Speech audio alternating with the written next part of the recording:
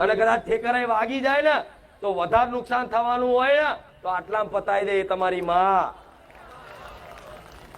માતા ભક્તિ કરતા નુકસાન આવે તે પણ કદાચ મોટું થવાનું હોય નોનામ પતાવી દે એ તમારી માતા. પણ ભક્તિ આલું છું તમારી માતાની. આ કદાચ કોઈ દીકરી ખોરો પાથરીને માગે તોય, કોઈ દીકરાઓ હાથ ઊંચા કરીને હાથ જોડીને માગે તોય, પણ હું ભક્તિ આલવા બેઠી તમારી માતાની. અને આ લઈને જાઓ ગોળાઓ ઘેર, ચોય બારે જા ધામ ઓટા ફેરા રવિવાર ભરવાની જરૂર નહીં પડે, આટલી ગેરંટી, વિશ્વાસ રાખજો. હું ખાલી મારી નામના નહીં પણ મારા ધર્મનું નામ ટકી રહે ને, દેવી શક્તિનું અસ્તિત્વ ટકી રહે ને ઘેર ઘેર, એના માટે મારા ભગવાને જાગૃત બનાવી છે.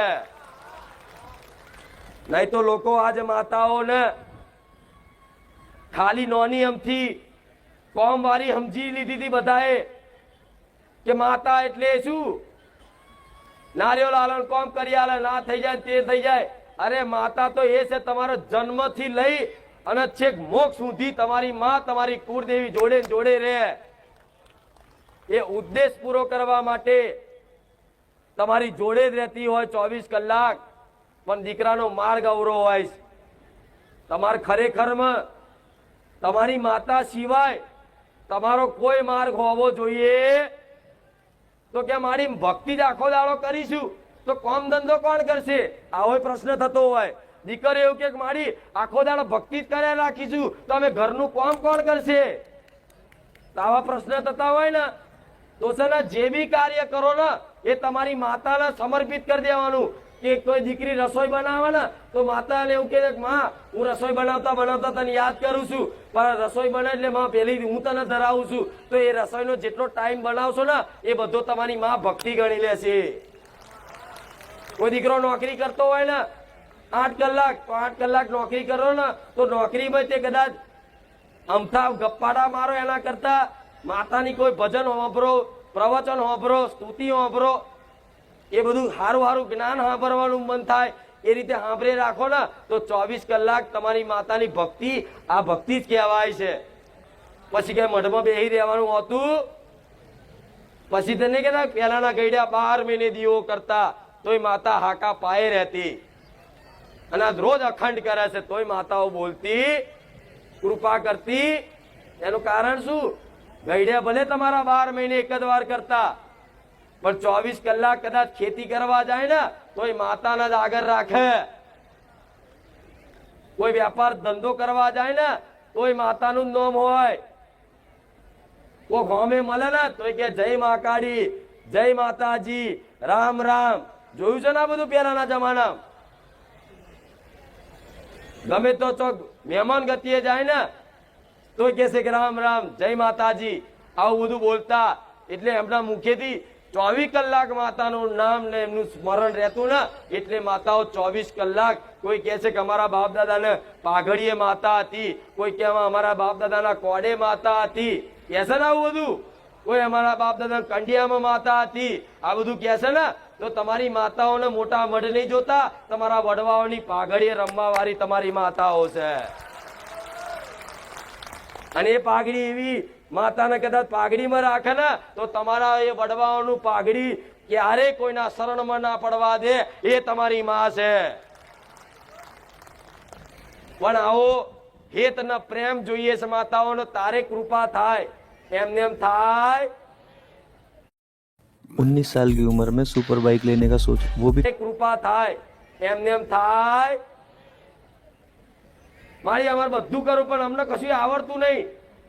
અલે વિધિની જરૂર નહીં. આમાં કોઈ વિધિની જરૂર કે આ રીતની વિધિ કરો તો કુળદેવી પ્રસન્ન થાય, 5 ચાંદલા કરો, સાથીઓ દોરો તો જ પ્રસન્ન થાય. અરે કોઈ દીકરાને સાથીઓ ઊંધો દોરતા આવડે ને તો એ માતા સ્વીકાર લે કે દીકરાને ભલે હજુ જ્ઞાન નહીં પણ એનો ભાવ ચોખ્ખો છે. થાય કે નહીં એવું? કોઈ દીકરાને આરતી ઉતારતા ના આવડતું કે ઊંધી આરતી ઉતારે ને પણ માં જોતી હોય કે દીકરો ભલે આરતી ઊંધી કરતો મારી પણ દીકરાનો ભાવ તો જો. એ ભાવને જોવો છે. એ તમારા એ વિધિની નિયમો નહીં જોતી, એ પ્રક્રિયા નહીં જોતી. એને ખાલી ભાવ જોઈએ છે. એટલે તમને કોઈ વિધિ પૂજા પાઠ કરવાનું આવડે નહીં ને તો કઈ નહીં, જેવી આવડે એવી ભક્તિ કરો. અત્યાર તમને જ્ઞાન ના હોય ને તો માતા મને કોઈ જ્ઞાન નહીં, પણ મને જેવી રીતે આવડે એવી તારી ભક્તિ કરું છું, કોઈ ભૂલ ચૂક હોય તો માફ કરજે. તો તમારી માતા છે ને એ બધું સ્વીકાર કરી લેશે. નહીં તો અમુક લોકો તો એવું વિચારે કે માતાનું કે ભક્તિ કરવી એટલે રમત વાત નહીં, જેટલું ડગલે ને પગલે ધોન રાખવું પડે. શેજ ભૂલ થઈ જાય ત્યાં માતા પાડી દે. એટલે આ બધા વહેમ કાઢ નાખો, ડર કાઢ નાખો. તમારી માં કરુણામય છે, દયાળુ છે. જેટલી ભગવાનને દયા નહીં એના કરતા માતાના વધારે દયા હોય. આવું જોયું છે ને, વાપર્યું છે ને? તો કે શેજ ભૂલ થઈ જાય તો કે માતા મારી નાખે. શું મારી નાખે? કોઈ દીકરો કે મેરડીનું કે એક નારિયેળ રહી જાય ને તો પેઢીએ ના છોડે. અને હું ગોડી છું એક નારિયેળમાં, હું પેઢીઓ સુધી એને ચોટી રહું? આ બધા વ્યાયામ ગોળા, બધા વ્યાયામ ગાલ્યા છે મગજમાં કે એક નારિયેળમાં કે મેરડી ના છોડે, એક નારિયેળ બાકી રહી ગયો ને માકાડી ના છોડે. અરે નહીં, 1000 નારિયેળ ભૂલી ગયા હોય ને પણ તમારો ભાવ એવો ને એવો હોય ને તો 1000 નારિયેળ ભૂલી જવું. માતા કોઈ માતા બાધા મોનતા કશી પકડી નહીં રાખતી, પણ એ માતા ક્યારે વધારે ખીજાય જ્યારે કોઈ વ્યક્તિ કોઈ માનતા બાધા રાખે કોઈ જગ્યાએ અને એનું કામ 15 દિવસ કીધા હોય, 15 દિવસમાં કદાચ એના પહેલા થઈ ગયું હોય અને એ વ્યક્તિ જો એવું વિચારે ને કે આ તો થવાનું હતું ને થઈ ગયું, કરીશ બાધા ચાલશે, તારે માતા આવે કે લે તને હજુ અભિમાન હોય ને કે આ કામ મેં કર્યું છે તો તારું અભિમાન ના તોડી નાખું તો મારું નામ માતા નહીં. પછી કામ બગડે ને એટલે પાછો નારિયેળ વધેરવા જાય. અરે મારી ભૂલી જવું, સમજા પડી? એટલે આવા અત્યાર સુધી તમે જેટલી બાધાઓ મોનતાઓ નારિયેળો મોન્યા છે, મારા સાનિધ્યમાં આવો છો ને તો બધું માફ કરાવી દઈશ. બોલો, વિશ્વાસ છે? વિશ્વાસ છે? તમારી માતાઓને કહી દઈશ કે જા તારા વડવા હોય જેટલા કદાચ ગુના કર્યા હોય, જેટલી મોનતાઓ બાધાઓ અને મોડવા કદાચ બાકી રહ્યા હોય, કોઈ વ્યવહાર બાકી રહી ગયા હોય, પણ આ તારા દીકરાઓ ખંચેરીને ખોરે લઈ લે, બધું છોડ દે, માફ કરી દે, જા. તો કાલથી તમારી માતા એ માફ કરી દે. કાલથી નવો હિસાબ ચાલુ કરવાનો, પણ નવા હિસાબમાં ક્યારેક પોતાની કુળદેવી જોડે માનતા રાખવી.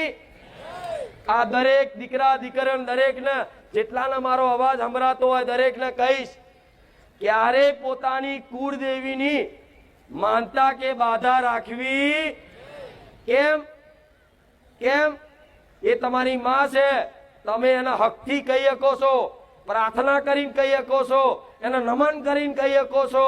અને ઘોડા વડવાઓ તો એ જોયેલા છે કે પેલા માતાઓને ઓગરી કરીને કહેતા કે માતા તું મારી માં છું. જોયું છે ને આવું?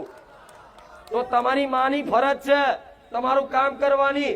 તો પોતાની માતા જોડે સોદા હોય કે મારી નવું બાઈક લાવી દઈશ ને તો હું તને 5 નારિયેળનું તોરણ ચડાવીશ. નહીં, અને એવું કહેવાય નવું બાઈક લાવું છે. નારિયેળ બોરિયેળ હરખથી કરો એ બરોબર છે, પણ કોઈ માનતા બાધા રાખવી. જો માનતા બાધા કોની જોડે રખાય? જે પારકું હોય એને જોડે. પારકા જોડે તમે સોદા કરો ને. ઘરમાં મમ્મી જોડે તમે પૈસા માગો તો તમારી માં પાછા માગે તમારી જોડે? લાયડ ઉછીના લઈ જતો ભાઈ માગે? લાયડ 10,000 લઈ જતો પાછા હાલમન કે તમારી માં? અને માં કે તો દીકરા ખોટું લાગે, અને દીકરો કે ના પાછા હાલમ તો માં ખોટું લાગે. ચમ કે માની ફરજ છે. દીકરો કદાચ એની જરૂરિયાત વસ્તુ એને પૂરી પાડવી માની ફરજ છે.